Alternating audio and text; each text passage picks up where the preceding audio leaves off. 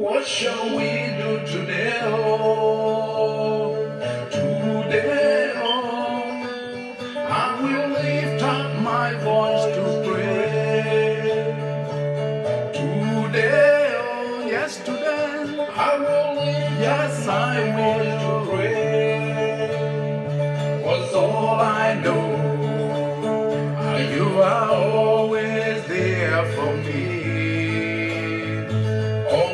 Almighty God, you are my all in all. No matter what they say, when success comes my way, I will praise your name. What shall we do today? Today, oh, I will lift up my voice to pray. Today, oh, I will lift up my voice to pray. All I know, you are always there for me. Oh yes, Almighty God, you are my all in all. No matter what they say, when success comes my way, I will praise your name. Lift him up higher, I say lift him up higher, oh higher, higher, higher. I say lift him up higher, my Lord is good, I will lift him up higher.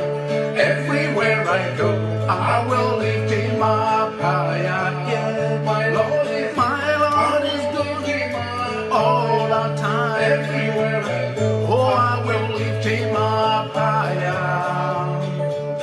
My Lord is good, I will lift him up higher. Everywhere I go, I will lift him up higher. I say lift him up higher, higher, higher. Everywhere I go, I will lift him up higher. I say lift him up higher, higher, higher. Everywhere I go, I will lift him up higher. My Lord is good, I will lift him up higher. Everywhere I go, I will lift him up higher. My Lord is good, I will lift him up higher. Everywhere I go, I will lift him up higher. Lifted, I am lifted, I am lifted by his word. Out of sins and sorrows, unto the presence of the Lord. I say lifted, I am lifted, I am lifted by his word. Out of sins and sorrows, unto the presence of the Lord. A present, I am present, I am present by his word. Out of sins and sorrows, unto the presence of the Lord. Hallelujah, lifted, I am lifted, I am lifted by his word. Out of sins and sorrows, unto the presence of the Lord. Higher, and lift him up, higher, oh higher, higher, higher, and lift him up, higher, oh higher, higher, higher. My Lord is good, I will lift him up higher. Everywhere I go, I will lift him up higher. My Lord is good, yes, I will lift him up higher, higher. Everywhere I go, I will lift him up higher. What shall we do today? Oh, today, oh, I will lift up my voice to pray. I said today, oh, I will lift up my voice to pray. All I know, are always there for me, oh Lord, Almighty God. You are my all in all. No matter what they say, when success comes my way, yes, I will praise your name. No matter what they say, when success comes my way, I will praise your name. Today, oh today, I will lift up my voice to pray. I say today, oh, I will lift up my voice to pray. All I know, you are always there for me. Almighty God, you are my all in all. No matter what they say, when success comes my way, I will praise your name. I say lift him up higher, I lift him higher, oh higher. I say lift him up, oh higher, oh higher.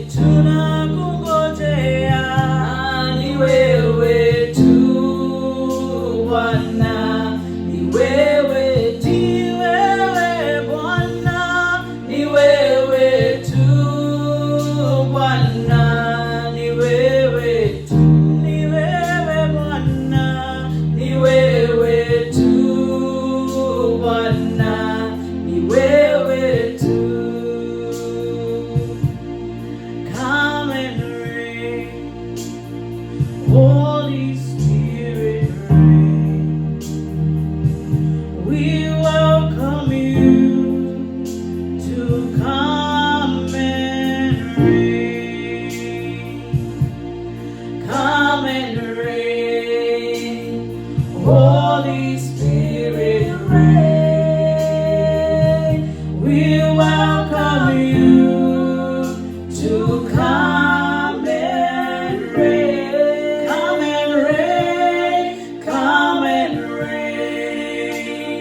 Holy Spirit, reign. We welcome you to come and reign. Come and change us. Come and change. Holy Spirit, change. We welcome you to come and change. Come and heal. Holy Spirit, heal. We welcome you to come and heal. Come and save us. Come and save. Holy Spirit, save. We welcome you to come and save. Come and live. Come and live. Holy Spirit, live. We welcome you to come and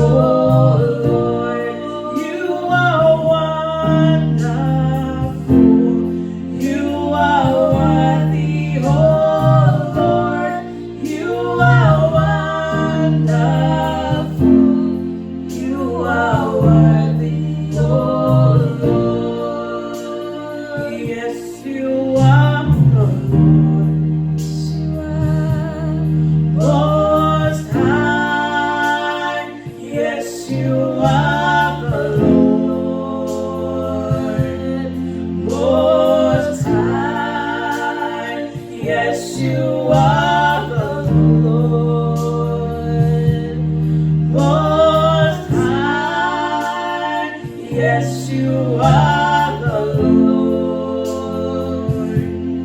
Most High. So Lord, we lift you. We say you are holy, Lord. You are worthy. There is none like you, Lord. Receive the glory and the honor.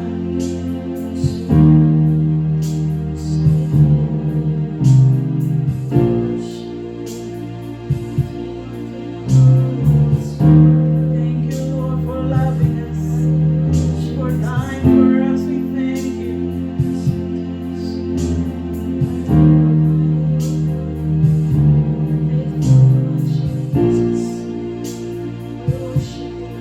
Hakuna Mungu kama wewe. Hakuna popote. Hakuna Mungu kama wewe. Hakuna popote.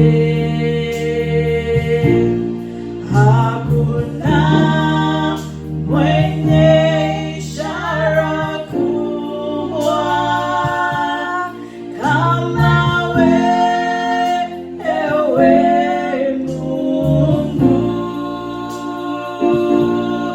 Hakuna mwenye ishara kubwa kama wewe Mungu. Si kwa majeshi wala silaha, ni kwa Roho Mtakatifu. Si kwa majeshi wala silaha, ni kwa Roho Mtakatifu. Nazo nguvu za giza zote zimeshindwa kwa jina la Bwana Yesu. Nguvu za giza zote zimeshindwa kwa jina la Bwana Yesu. Father God Almighty, we come before your throne today. We worship you and we honor you for this day that you've given unto us. Lord, I release myself unto you. I release your people unto you, Jehovah. That God Almighty, you may speak to them in a special way today as we continue with this journey, oh God, from focus to clarity. Lord, may you continue to reveal unto us the thing that you have in store for us. We give you honor, we give you glory, for we pray this in Jesus' mighty name.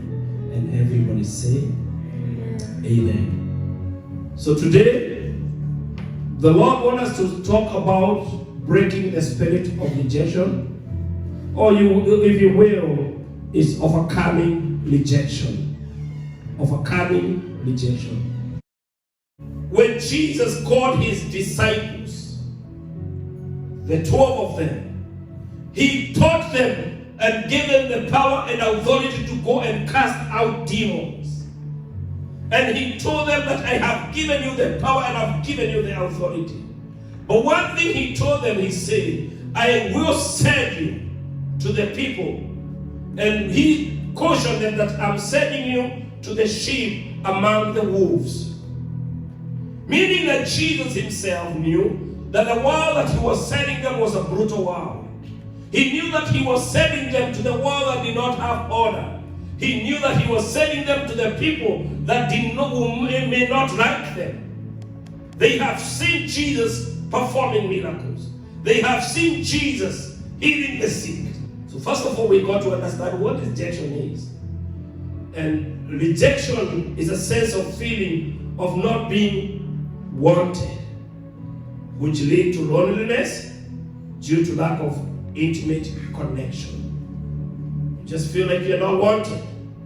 And that brings to loneliness due to intimate connection. So rejection makes you feel like you're not good enough. You just feel like you are not good enough. So rejection is magnified or eradicating by what you choose to focus on. When you focus on the cause of rejection, you harbor unforgiveness, which leads to bitterness, then a sense of rejection. But when you focus on God's love, you'll be able to forgive and you'll be able to build yourself. Praise the Lord. So when you talk about rejection, it's when you go through something, people don't believe in you, people don't like you, and people don't even believe your messages. And most of the time as human beings, when we go through that kind of rejection, we tend to pull back. We tend to get depressed. We get to isolate ourselves simply because we are rejected. But let me tell you, for our teenagers here, one day somebody will reject you. For our parents, somebody will reject you. For preachers, somebody will not like your message, somebody will reject you. Even in your place of work, you may be rejected. But the question is, how do you overcome that kind of rejection? Praise the Lord. The truth of the matter is, some of the rejection are God allowed some doors to close in our life simply because He loves you so much. You are rejected in some doors. Some doors are closed for you because God cares for you. Genesis chapter number 21, from verse 8 to 21, it gives a detailed account of a young man, of a young lady by the name of Hagar, who had gotten a baby with Abraham. And they got to the point where Sarah came and got a baby, and we talked about it when we talked about faith. But when the wedding ceremony came, Sarah realized that this boy was beating on Isaac, a boy by the name of Ishmael. He found that he was bullying Isaac. And the Bible says that Hagar went to Abraham and complained and said, you need to chase this lady away. You need to reject her. We need to kick her out of the family. And of course, Sarah was the first lady. So when she spoke, Abraham went and she took the lady and the boy and he chased them away. But the father, he gave them some water in a skin. Maybe those times they used to carry the water with the skin. But it was not enough to sustain the boy throughout the desert. And the Bible says that Hagar and the boy Ishmael took off and they left in the desert of Beersheba. And the Bible says that in the desert of spirit of rejection, with the boy, she was there. And she knew that this is the time for this boy to die, and she did not want to watch her boy die in her eyes. And the Bible says that she took the boy and put him in a bush somewhere, and she stayed at a distance, waiting to see the boy die in the desert. And she cried unto God, and the boy cried unto her father. And the Bible says that the cry of that boy leads to the eyes or to the ears of God. And the cry of the mother leads to God.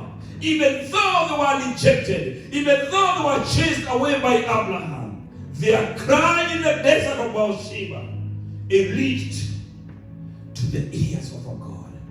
And the Bible says that the Lord spoke to her and says, I've heard your cry, sending a help on the way. And the angel of the Lord came and opened the eyes of her, and she saw the water gushing in the desert. Praise the Lord.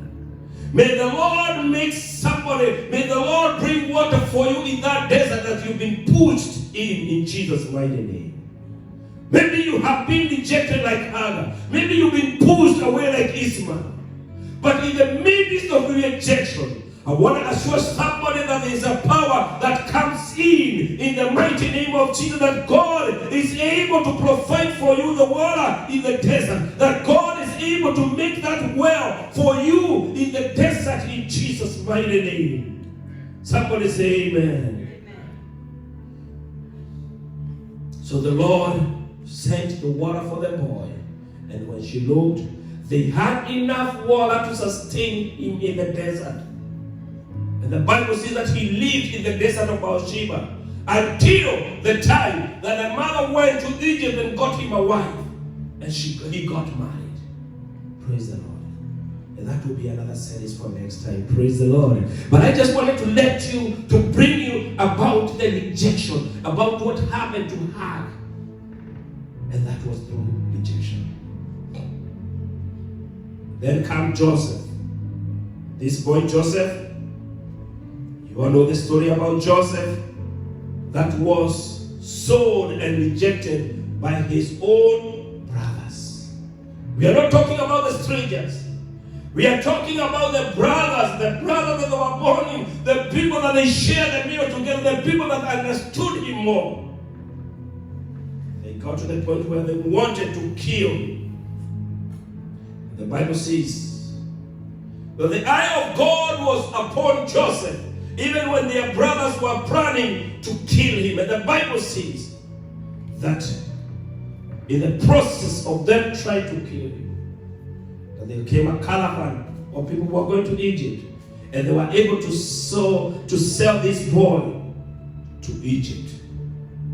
And I like what Pastor Mwai told us the other day. He said that this, the brothers, what they did, they took the cloth of Joseph and they dipped it in the blood of the animal, and they took it to the father.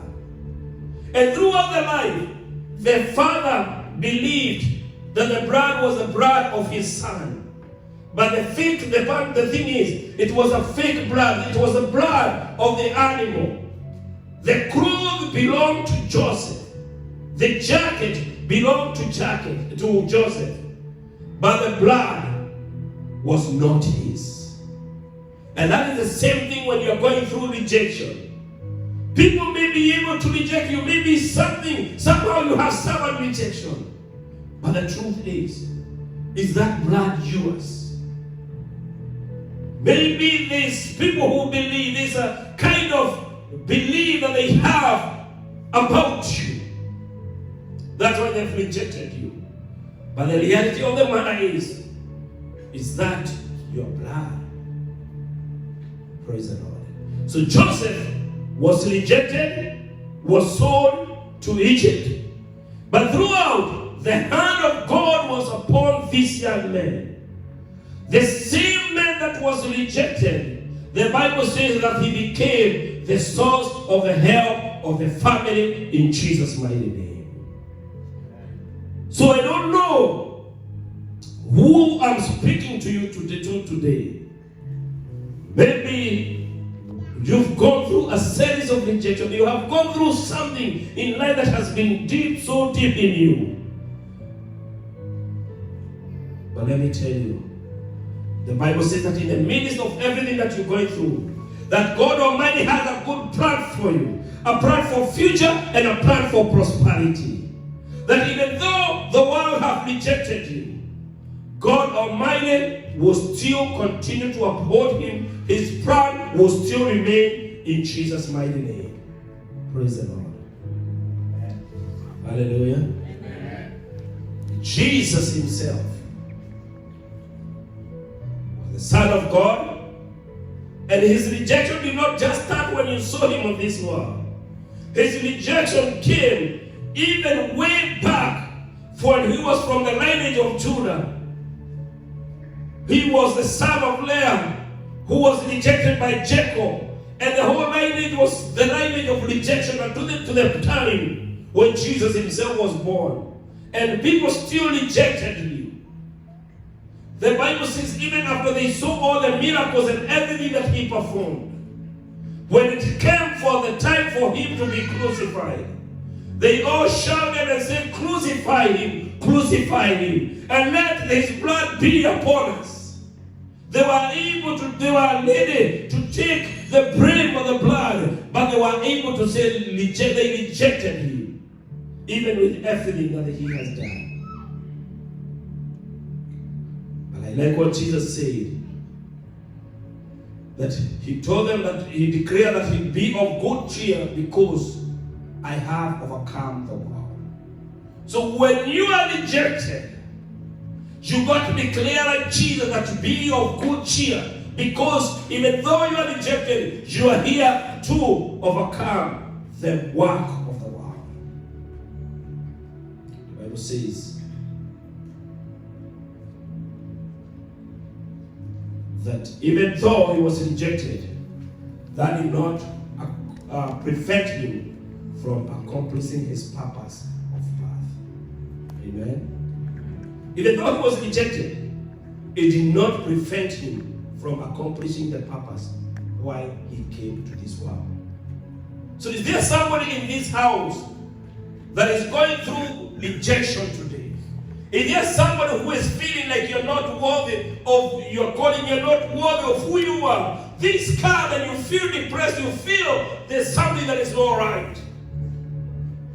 I'm here to encourage you today and tell you that you don't have to go through that alone. Because in the house of God, the Lord comes and give a message. The Lord comes and give you something that will push you, something that will take you through in Jesus' mighty name. Amen. So I want to talk about maybe about 5 types of rejection that people go through. Very important in this world that we are living in. Amen. 5 types of rejection. Number 1, especially in our generation, the social media rejection. Amen. For example, somebody being unfollowed or blocked. Amen. Let me tell you, church, you know, some of the demons that were there in the long time, now, you know, in 10 years, those demons did not exist. But today, you may find somebody in church, pastor is telling them, lift up your hand to worship. They cannot worship. Why? Because somebody unfollowed them on the social media. You see somebody, you're telling them, you know, come and rejoice in the Lord. And they come to church so depressed because they're being blocked by somebody in the social media. And what our epic say? Amen. Praise the Lord. You see, when you talk to my grandma, my mother, about social media, about rejection, it may not make sense. Why? Because why? I mean, like, really, there's nothing to do with her. She doesn't find that kind of demons. But for our young people, there's a social media rejection. Amen. Number 2, there's relationship rejection. And that has been affecting so many people. Especially, you know, couples that are divorced and spouses having disagreement and cheating, girlfriend and boyfriend relationship, father-daughter relationship, father-son relationship, all kind of relationship rejection is going through the world that we are living in. There's a lot of rejection that is going through of relationship. And we have to continue to pray for our families. We have to continue to pray for our young people because of that kind of rejection. Then there's what we call work rejection or job-related rejection, where maybe you work so hard and somebody doesn't even recognize your job, or you work so hard and there's a time for promotion and they come, they don't choose you. You work so hard, you are just discriminated because of who you are. Those kind of rejection, they are felt in the day-to-day activities. And that's work-related rejection. Then is what we call social rejection. And that is when a particular group of people prefer not to hang out with you. Social rejection. There's a particular group of people, a particular class that do not fit in. Praise the Lord. They feel like you don't belong to them. And you guys know what I'm talking about. Amen. What are you? Praise the Lord. You see that particular Brother David said when he was growing up in high school, they used to call it the top layer, the TL. You see that particular group of people, they call them top layer. See, you feel like this is your group and others don't belong in that particular group. So you see, those things, they happen, they affect people. And church, if we do not talk about these things, these are the things that are affecting our generation. These are the things that are affecting people. And we are not just talking about the young people. Even grandmas, there's some particular group of grandmas that don't want to hang out with other grandmas. You know, this thing is contagious. Come on, church, amen? You know, so these things, they recycle, they grow. It's a demon that if you allow, it's a monster. When you allow it to grow, it's going to continue to grow. But as a church, we have the power and authority to break some of these demons in Jesus' mighty name. Praise the Lord. It's called social rejection. And it's bad, you know. They feel like you're worthless. They make you feel like you don't belong. They make you feel like you're not worthy. You don't amount to anything. But I'm here to encourage somebody as a child of God. There is no weapon that is formed against you. There is no power that is projected toward you that should be able to overcome you. Because if you know who you are the child of the Most High God. Praise the Lord. In church, I told you before that if you do not define yourself, somebody else will define you. And if they define you, you may not like how they will define you. Because they will define you with the way they look at you. They will define you with their mindset, with the way they think about you. But you have a duty as a child of God to define yourself. Amen. If you're given a paper and a pen today, and you're trying to define yourself in about 50 words, how are you going to define yourself? Let me tell you something. There are people who cannot define themselves. It's sad. They can't even have 5 words to define themselves. But church, I want you to rise from that level of rejection and you start defining yourself. Your worth, your value. If you realize and you know who you are, no demons can be able to put you down. Praise the Lord. Even though, amen. Praise the Lord. Even if I said it doesn't matter, you got to define yourself. Amen. Even if you don't say amen, I'm going to define myself. Hallelujah. All by myself, like Pastor Howard. Amen. All by myself, I will say amen. And I will define myself. Because I am a child of the Most High God. Amen. The Lord has anointed me. The Lord has called me. The Lord has chosen you. Amen. If you start defining yourself, some of these things that we talk about, they'll disappear in the presence of God. That's social rejection. Now let's go to the family rejection. Wow. This is when parents, they reject their families, their children just out of nowhere. Or children, they reject their parents. Like this one particular case that I had the other day. For somebody who went to the court, I don't believe it was here in the US. But somebody went to the court to sue their parents for bringing them to this world. And they had a heavy case. They had lawyers. They had people representing them. See? And they want to be paid. Because they say, why? I brought me to this world. I did not ask for it. I've been suffering, I've been going to school, I've been bullied, I've been doing all this kind of thing. It's your fault. And we have some educated lawyers on them. They are leading things and telling them how, bring their argument. See? That's where we are as a world today. These are the kind of things that we have to talk about in church because they are happening. Parents rejecting their children. Children rejecting their parents. And then we also have siblings fighting among themselves. And some of them, they are spirit-filled. They are going to heaven. Hallelujah.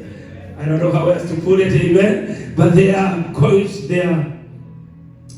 fighting. And I'm not just talking about fighting, because there's the life of parenting and sibling. But we're talking about hatred and bitterness. That if you have an opportunity to kill them, you can do it. And some of them have done it. You've seen it in your country where you come from. You've seen people killing one another just simply because of a piece of land, or because of money and business and all that. Those things are happening in the world that we are living in. You suffer rejection. Those are family rejection. We also have some praises, some parents where they tend to favor some children. Maybe you have like 5. But I have one who is favorite, and then I reject the others. And the other children, they feel that sense of rejection. Praise the Lord. So it's family rejection.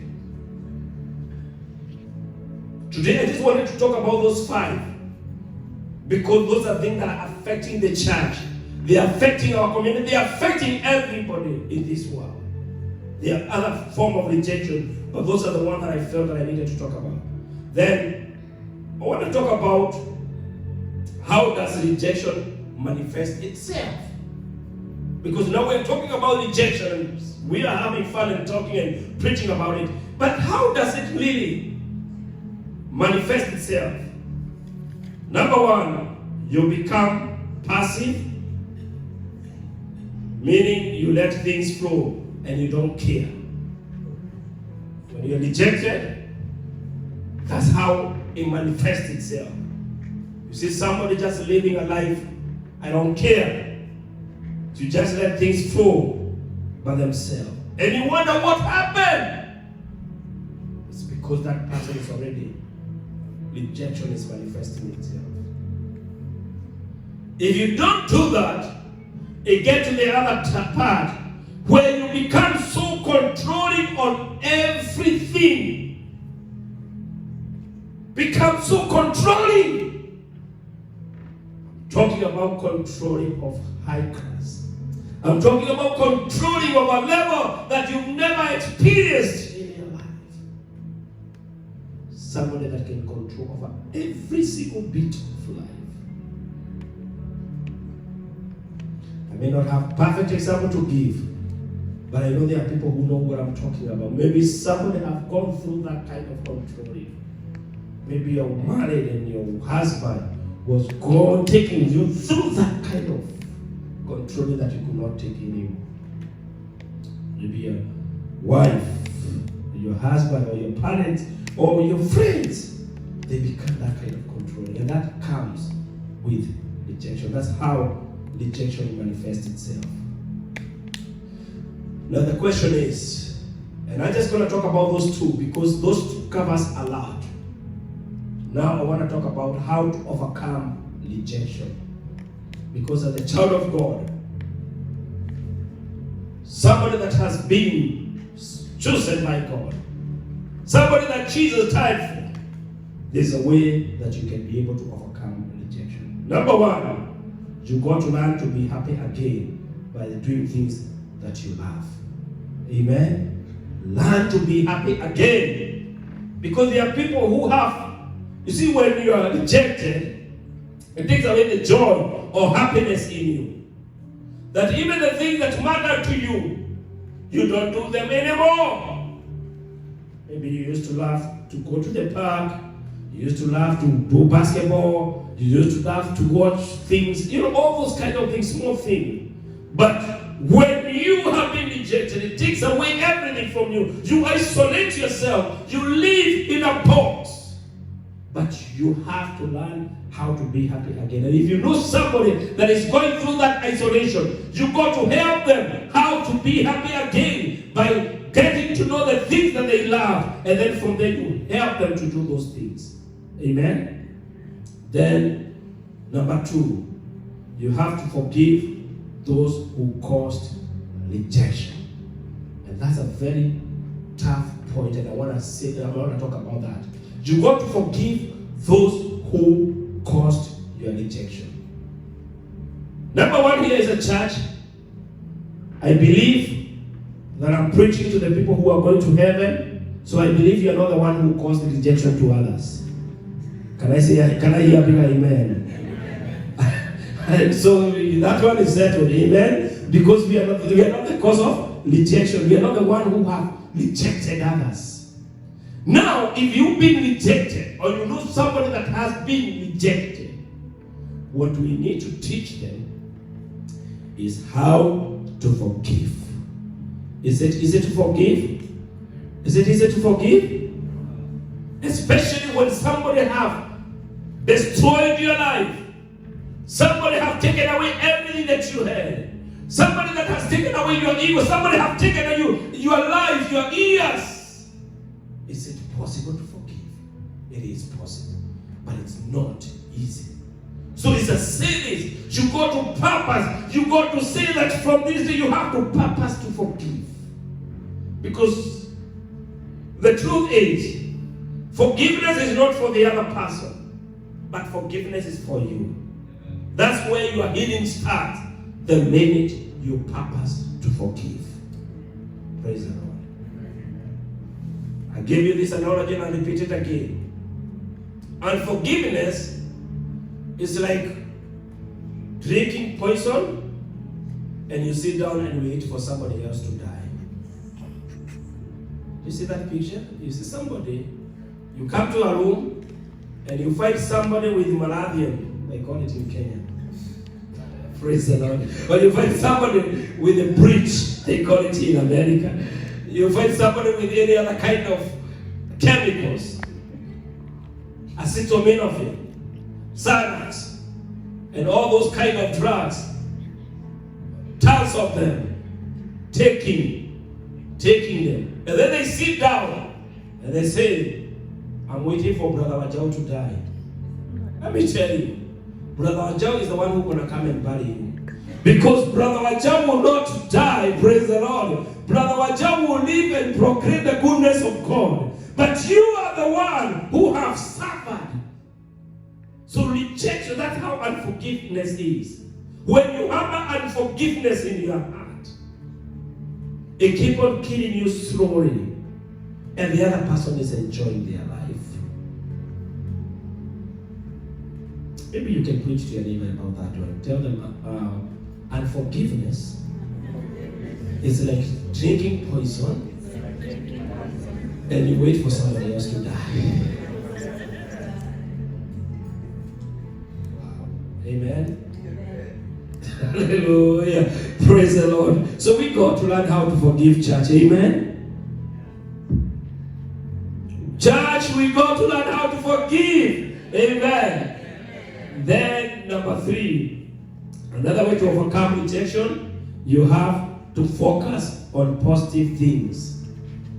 You got to learn how to focus on positive things. And those people who are here when Sister Mary preached about focus, she talked so much about focusing on the things, positive things, and focusing on the things that are helping you, and focusing on the things that are helping you to prepare to the next level of your life. And throughout your focus, you always have distraction, but you go to keep your focus. And a good example of focus is Peter when he was with Jesus, and you had an analogy of Peter walking in the water. And the Bible says that as far as his eyes was fixed on Jesus, Peter was walking in the water, on the water. And when he started losing the focus, and getting distracted, the Bible says that he started sinking. See, that's what happens. When you keep your focus on Jesus, you'll be able to achieve much. But once you start losing your focus, distracted by people, distracted by things that are happening in the world, distracted by the media, distracted by that channel that you watch every day, distracted by those people that text you even on a very good day, and then you lose your peace of mind. Do you have such kind of people in the world? You know, there are people, when you receive their text, you're there, you woke up, you have your devotion, and maybe you're enjoying your breakfast, and then you take your phone and you see a text from somebody, they mess you up completely. It's like distractions. Amen. Oh, you are there when you're enjoying your dinner or your outing with your family, and then somebody calls you, and just one phone call, it messes out your entire day. So you go to learn how to eliminate and eradicate those distractions in your life. Praise the Lord. Come on, somebody. I say praise the Lord. Amen. Because if you do not learn to do that, what you're gonna live, you're gonna live a life of drama. Drama after drama after drama after drama. And when you're living a life of drama, you are missing your full potential. You are missing what the Lord has in store for you. As a matter of fact, the Lord has so much in store for you. Peter knew that Jesus was calling him, and he could see him, and he wanted to get to him. But the distraction made him sink. So today, you got to keep your eyes on Jesus, the author and the finisher of your faith. Somebody say amen. Amen. Once you keep your focus on Jesus, you'll be able to overcome those distractions. Then the other thing, you have to learn how to form intimate relationship with God first, and then the humans. Praise the Lord. Because God is the source of love. He is your Father. He will never judge you. He will never leave you. He will never forsake you. He cares for you. He understands all your problems. So once you learn how to form a relationship with God first, then the rest will be easy. Because most of the time, we want to form relationship with another human being, but we don't have relationship with the Father. So we do not know how to love. We do not know how to forgive. We do not know how to walk in righteousness. We do not know how to do things. But once the Bible says that seek first the kingdom of God and all its righteousness, and all these other things shall be added unto you. So for you to be able to know how to be able to forgive others, for you to be able to overcome rejection, you got to form a very firm relationship with God.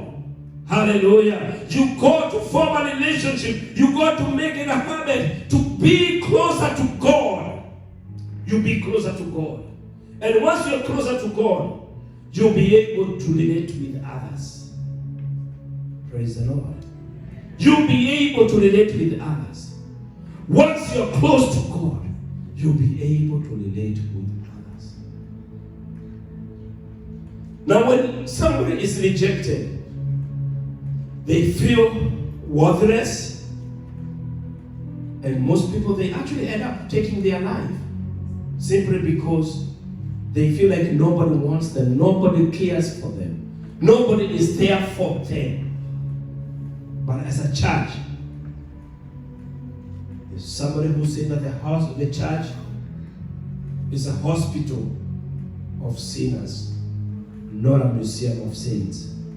And as a hospital of sinners, when people come here, they are broken. When people come here, they are looking for love. When people come here, they are looking for forgiveness. When people come here, they are looking for a second chance. When people come here, they are looking to somebody who can direct them close to God. It's my duty, it's your duty to bring them them to Jesus and bring them closer to the feet of Jesus and show them the work of the cross. Because Jesus, when he died on that cross, he declared and said, it is all finished. And when he uttered that statement, he said that everything is finished. Everything, your rejection is finished. Your shame, I took it myself to the cross. Everything that you are not, he became that you may be. He took everything upon himself.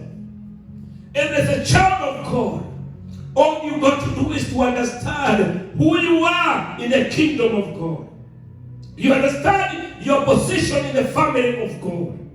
And once you understand your position in the family of God, you'll be able to approach God with confidence, knowing that his son died not because you're worthy, but because he knew that you are his child. Praise the Lord. And when you get to that point, it gives every Christian a chance to approach the throne with confidence. It gives everybody a chance to get to the altar. And when you go to the altar that has been elevated, you don't feel condemned. You don't feel judged. But you feel forgiven in the mighty name of Jesus. Praise the Lord. And that's where the healing starts. There's a singer who sang and said at the cross where I first saw the light, and the burdens of my heart were rolled away. And it was there by faith where I did what? I received my sight. And now, praise the Lord. It is at the cross where everything started. And it is at the cross of Jesus where you can be able to bring everything at the feet of Jesus. And this message may not be for everybody, but this is for somebody here today. Maybe this is somebody that you've gone through rejection, or somebody who knows somebody that have gone through rejection. The question is, how do we help them? How do we give them hope in the midst of every confusion? How do we help them to get to where our Father wants them to be? Because the work of the devil, the Bible says in John 10:10, that the work of the devil is to steal, kill, and destroy. That's his mission. And the enemy, the devil, because that's his mission, sometimes he doesn't even kill you. He will steal you, use you, and let yourself kill yourself. You got it? He steal you, he let you destroy yourself. In the process of destroying yourself, you kill yourself. And the devil says, why are you guys bothered about me? I didn't even do anything. See?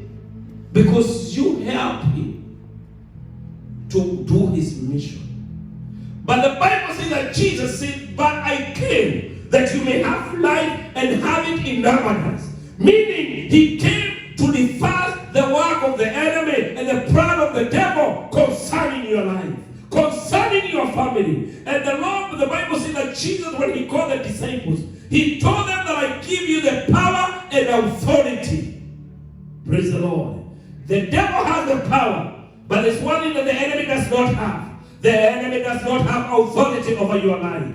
The enemy does not have authority over your family. The enemy does not have authority over this church. The enemy does not have authority over your finances. The enemy does not have authority over your emotion in Jesus' mighty name. Somebody put your hands together and bless God and say, I have the authority. I got the authority. Amen. And you don't understand that that's why Jesus, when he came the third day when he rose up from the dead, he came with the key, and he said, I got all the power, I have all the authority, and I'm giving it to the church. The church has the authority today. And who is the church? You are the church of Christ. You are the church. Me and you are the church. And we have the authority. And that's why the Bible says, you and me, whatever we shall bind here on earth, it shall be bound in heaven forever. And whatever we shall loosen here on earth, it shall be loosened in heaven forever. As far as it's in the word, it's aligning with the will of God. Praise the Lord. So church, I don't know who I'm speaking to today, but I feel in my spirit that what we need to do today is to loosen the authority that God has given unto the church today, and make the awareness that the church of Christ has the power and has the authority. We don't have to walk in defeat anymore. We don't have to walk in the shames of rejection anymore. We've been accepted in the Christ. We've been accepted in the family of God. Somebody say amen. Look at your neighbor and say, I have been accepted in the family of God. Hallelujah. You see, if you've never gone through rejection, that may not mean a lot to you. But somebody that has been rejected, they know what that means. But also, the beauty part of it, knowing that you've been accepted, is even more powerful than being rejected.